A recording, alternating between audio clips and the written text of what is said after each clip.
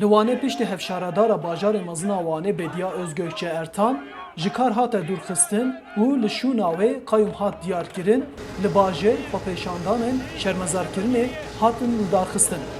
Parlamenterên Partiyên Demokratîkan Gelan HDP'yên Herêmê hevşaradarên ji kar hatine dûrxistin, nûnerên rêxistinên civakiyên sivîl û hejmarek welatî ser cihda Cumhuriyetê hatin ba hev û xwastin daxuyanî bidin çapemeniyê. Lê polîsan destûr neda û li ser vê yekê komê jî ber Parka Sanatê dest bi çalakiya rûniştinê kir. Hêzên ewlekariyên jî müdahaleyên li wan kir.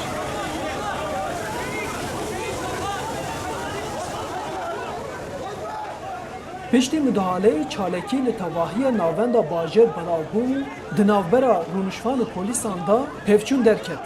Polîsan bi ava şit, bombeyên gazê û jopan müdahale ser komê kir.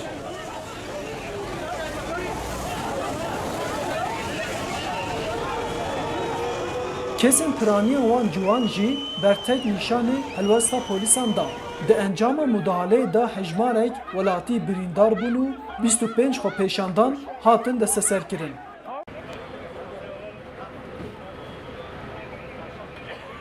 Çalakiyên protesto heta ev rapor dihat amadekirin hê jî berdevam bû. Hêjayî gotinê ku li Wanê piştî hewildana darbeya 15 tîrmeha 2016 vir ve her meh çalakî û xwepêşandan tên qedexekirin.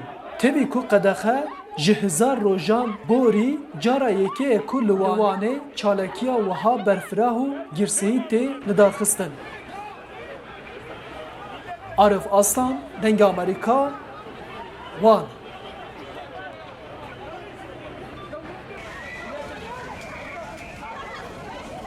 Müsaade.